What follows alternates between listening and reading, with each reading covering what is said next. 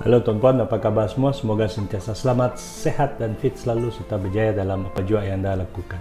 Dalam video kali ini, saya akan berkongsikan tentang tips temuduga jawatan pembantu NT Dadah Grade A19. Saya mendapat beberapa komen daripada viewers dan juga penonton untuk saya merungkaikan tips bagaimana untuk menghadapi temuduga jawatan pembantu NT Dadah Grade A19. Tuan-puan, dalam channel Supermat Sharing ini saya telah berkongsikan banyak video-video yang berkaitan dengan tips temuduga. Jadi tuan-puan perlu ikuti semua video-video yang telah saya kongsikan supaya anda dapat faham ya, dan anda dapat memanfaatkan tips-tips yang telah saya kongsikan untuk anda buat persediaan.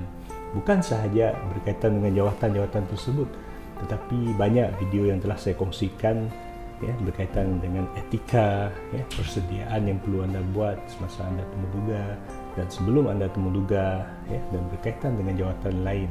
Jadi tuan-puan kena ambil masa untuk tonton semua video-video yang telah saya kongsikan. Bagi yang pertama kali hadir ke channel Supermat Sharing ini, selamat datang kepada anda semua. Dan bagi yang belum lagi tekan butang subscribe di bawah, tekan butang subscribe di bawah dan tekan like. Juga anda boleh komen, kemudian kongsikan video ini kepada semua rakan-rakan yang lain supaya mereka juga dapat manfaat. Bagi yang telah subscribe tu, terima kasih banyak. Dan bagi yang telah berjaya, tahniah kepada anda. Semoga anda menjadi pekerja yang sentiasa cemerlang dan berjaya dalam karier anda. Baiklah tuan-puan, mari bersama dengan saya kita rungkaikan.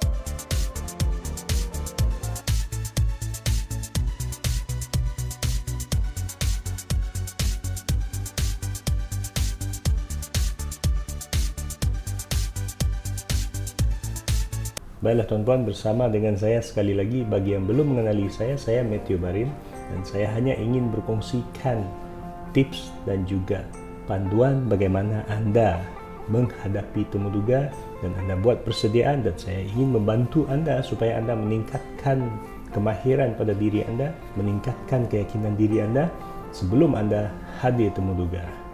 Dan saya bukan mewakili mana-mana pihak berkuasa melantik, dan saya hanya ingin berkongsikan ilmu dan juga tips kepada anda.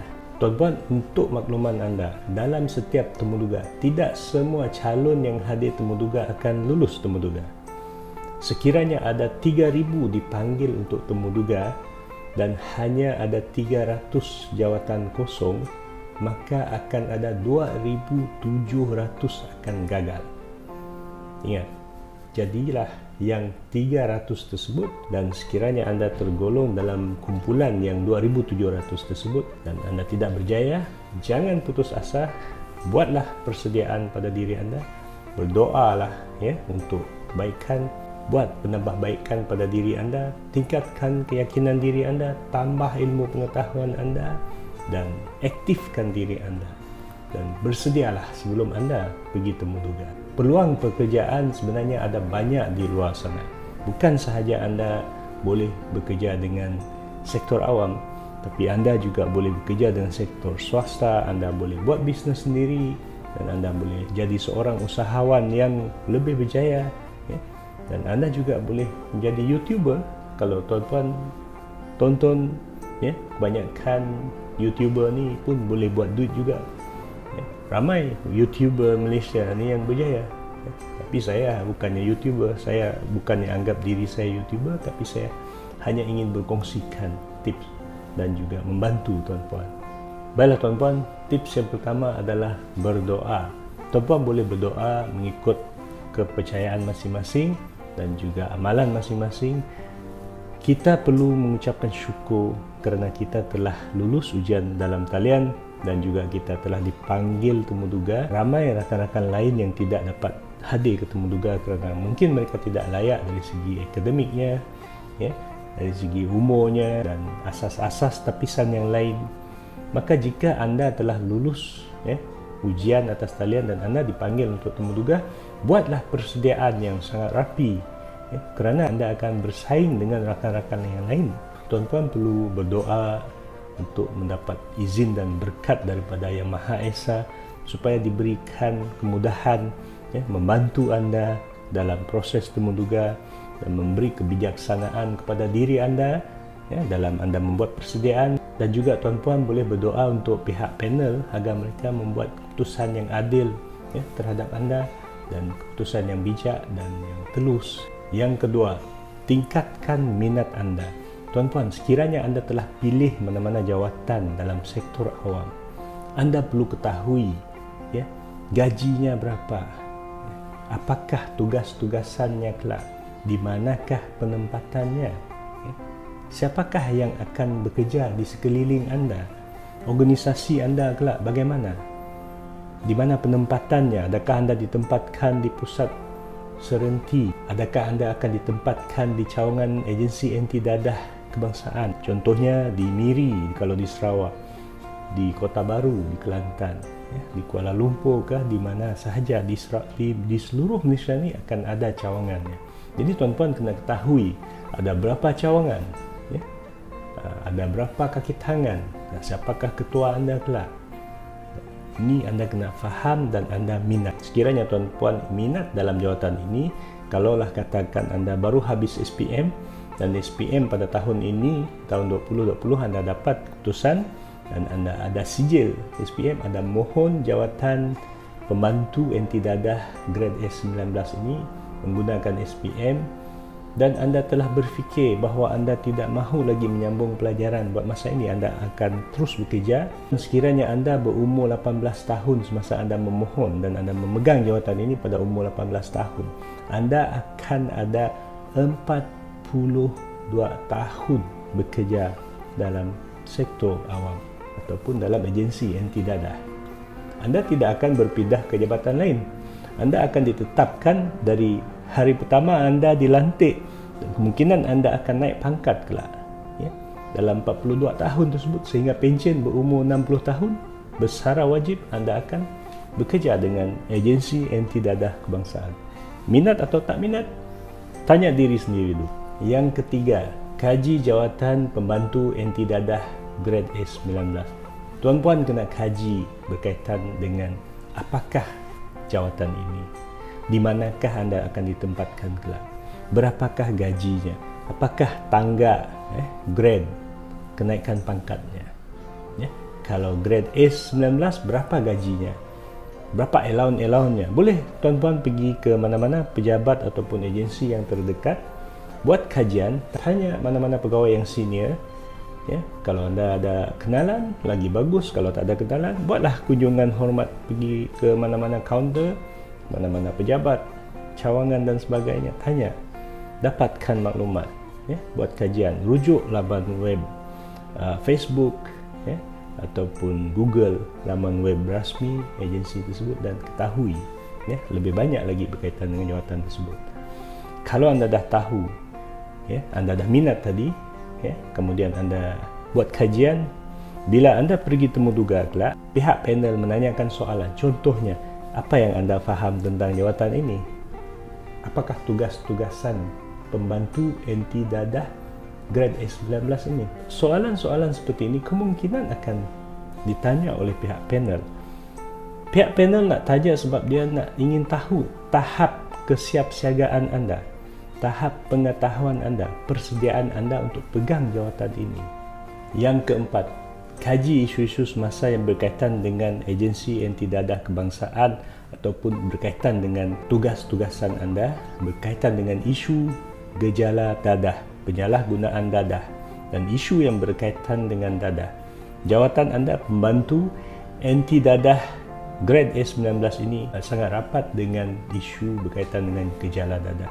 Tuan-puan juga boleh buat kajian tentang isu-isu kejayaan cawangan narkotik PDRM ya, statistik tangkapan dadah, statistik tangkapan agensi anti dadah kebangsaan ya, operasi, kejayaan operasi di mana-mana di seluruh Malaysia, di luar negara dan sebagainya. Tuan-puan juga boleh kaji tentang isu semasa yang popular sekarang, contohnya pengarah narkotik, pengarah cawangan narkotik Bukit Aman, Datuk Ayub Khan, yang saya anggap memang popular berkaitan dengan isu dadah.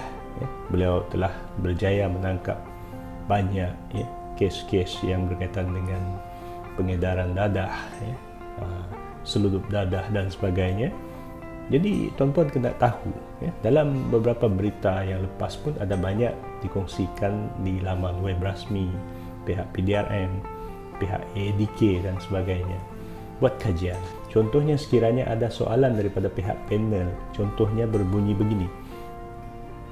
Apakah yang Encik X faham tentang isu dadah di Malaysia? Tuan-tuan boleh ceritakanlah. Saya membaca dalam laporan akhbar ataupun dalam laman web PDRM AADK, dalam laman Facebook PDRM AADK, satu tangkapan berkaitan dengan kes seludup dadah ataupun satu rampasan dadah bernilai 26 juta di salah satu kondominium A. Ceritakan, ya, buat bacaan dan ceritakan. Dan sekiranya anda ceritakan tentang isu tersebut, anda juga boleh bagi cadangan. Untuk makluman tuan, sekiranya saya dilantik sebagai pembantu anti dadah Grade S19 ini, saya akan membantu dalam operasi misalnya. Dan saya akan berusaha untuk membantu orang ramai, membantu negara kita, membantu organisasi kita kelak. Dan saya akan bekerja bersungguh-sungguh dan saya akan memahami dan saya akan mendidik orang-orang kampung supaya mereka tidak terlibat dalam kes penyalahgunaan dadah. Anda juga boleh ceritakan yang cadangan anda kelak bila anda bekerja, bukan sahaja masa anda bekerja, tapi bila anda balik ke kampung, anda akan bergaul dengan para remaja dan anda bergiat aktif dalam aktiviti sukan dan sebagainya untuk mengelakkan pihak belia daripada terlibat dalam aktiviti negatif tersebut. Yang kelima, keterampilan diri anda yang wow. Ya. Wow maksudnya tuan-puan, bila anda masuk sahaja ke bilik temuduga tersebut, sudah ada satu aura seorang pemegang jawatan pembantu anti dadah Grade S19. Dari segi fizikal anda, itulah sebelum anda mohon tu, pastikan anda seorang yang fit, ya, dan sentiasa aktif, cergas untuk menjalankan tugas sebagai seorang kaki tangan AADK ni, sebab anda akan terlibat dalam program-program seperti kempen kesedaran, operasi tangkapan dan sebagainya. Anda perlu ada satu perwatakan, ya, nilai anda, keterampilan diri anda dari segi pakaian anda, ya. Kalau anda pergi temuduga Grade S19 ni, bertaraf SPM ni, anda boleh pakai baju kemeja berwarna putih dan tie warna merah, ya, hitam, biru, kuning pun boleh, ya. Tapi sebaiknya kalau anda pakai baju kemeja, berkola yang lengan panjang warna putih pun nampak kemas, ya, sebab bila anda pergi berlatih lah, anda akan pakai baju putih, ya. Kebanyakan yang akan pakai baju putih lah. Kalau tuan-puan nak pakai blazer, bagi yang wanita pun boleh. Kalau pakai baju kurung pun boleh. Kalau pakai name tag pun boleh. Rujuk video yang telah saya kongsikan berkaitan dengan boleh pakai name tag ke tidak, ya. Dan nampak lagi kemas dan bersedia menjadi penyawat awal. Dan wow ini juga, bila anda masuk bilik temuduga tersebut, anda bagi salam. Selamat pagi tuan, selamat pagi puan. Dan tuan-puan kena ingat, panel-panel tersebut terdiri daripada pegawai kanan, ya, kemungkinan daripada jabatan AADK ataupun daripada kementerian, daripada SPA, JPA dan sebagainya. Kemungkinan, ya, kita tak tahu siapa panel, tapi anda kena hormat mereka seadanya. Tuan-puan, bukan sahaja wow dari segi anda masuk tu, dari segi anda duduk, ya, perwatakan anda, fizikal anda, kesopanan, kesantunan anda, body language yang anda gunakan, bahasa-bahasa yang anda gunakan, bahasa formal, bahasa yang lebih mesra, ya, mesra, dan kelancaran anda bercakap, keyakinan anda bercakap, ya, semua itu anda kena buat latihan, ya. Wowkan keterampilan diri anda. Dan juga penyediaan dokumen tu. Penyediaan dokumen, tuan-tuan boleh rujuk video yang telah saya kongsikan. Semua itu adalah satu package, ya.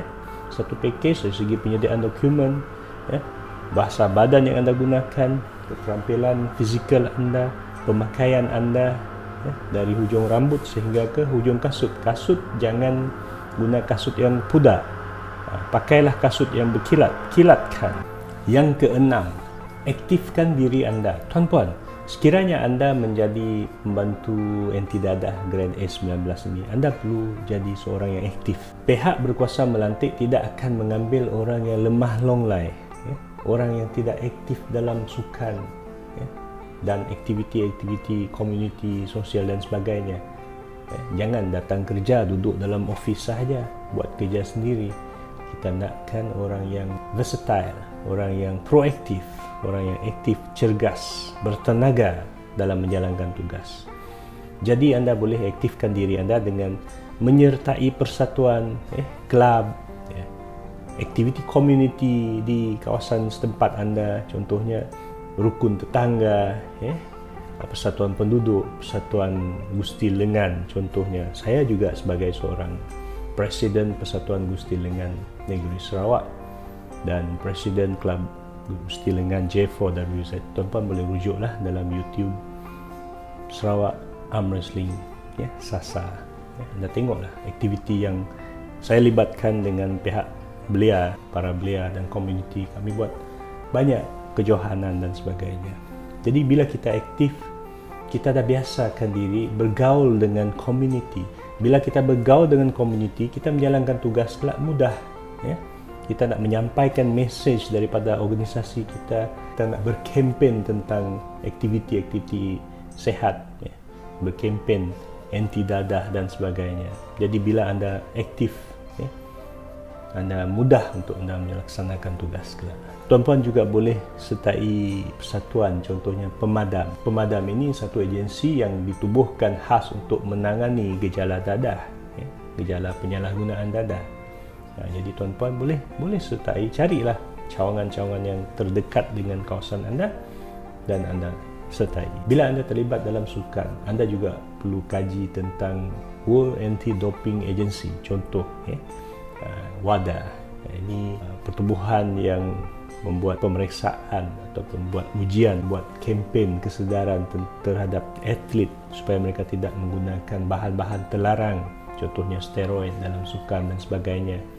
Aktifkan diri, ketahui tentang itu. Boleh ceritakan, saya seorang ahli Persatuan Gusti Lengan Negeri Sarawak dan saya telah menyertai banyak kejohanan dan saya menjalankan latihan setiap hari, dan kami ada satu komuniti sukan Gusti Lengan yang besar dan kami seringkali buat latihan bersama dan sebagainya.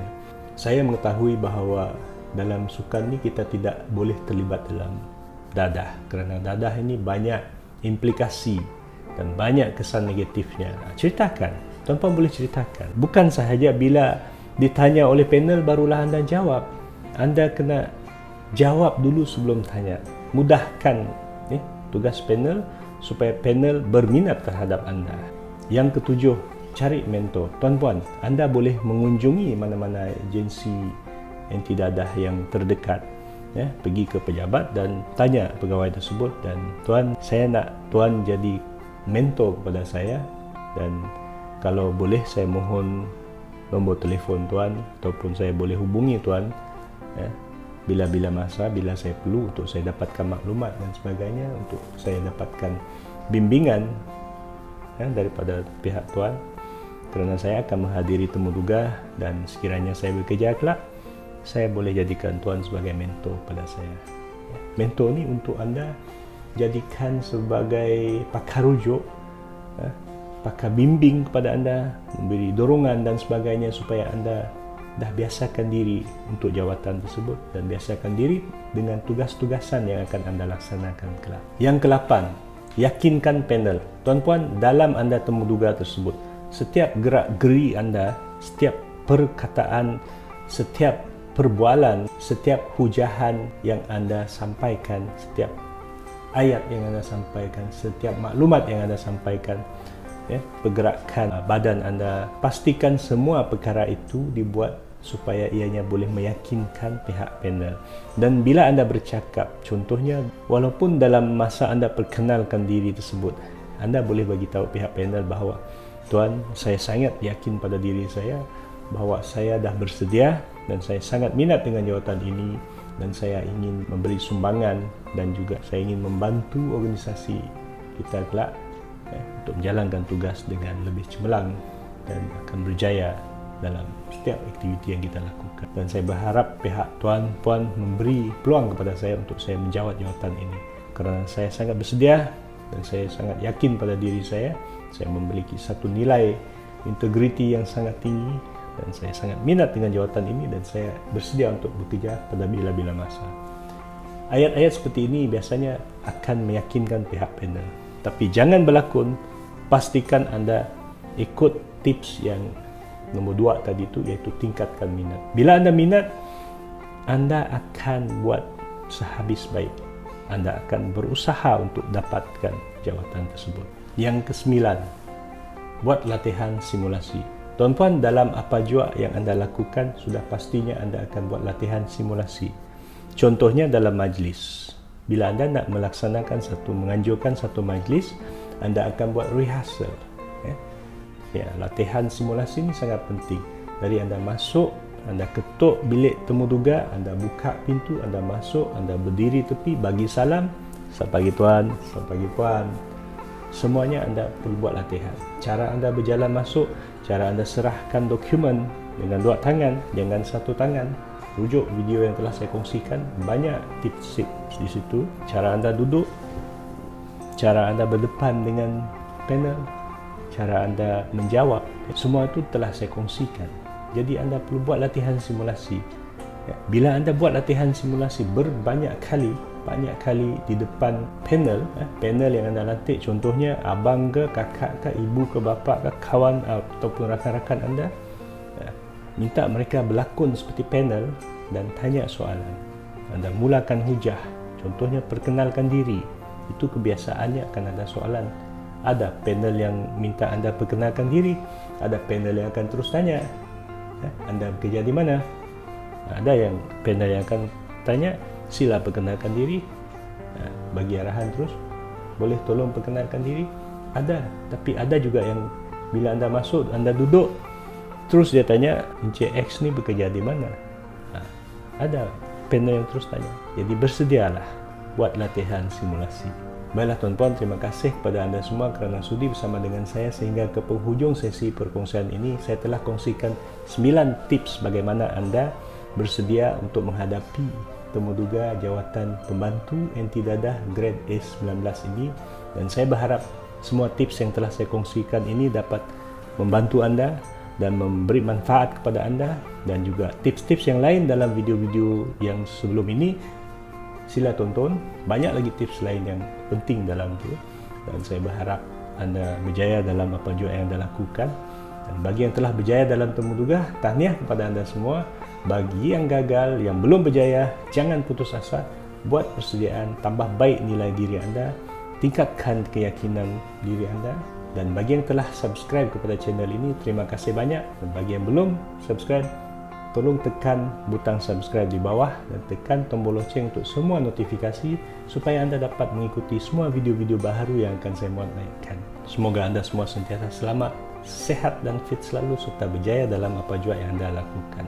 Sekian, terima kasih. Kita jumpa lagi dalam video seterusnya.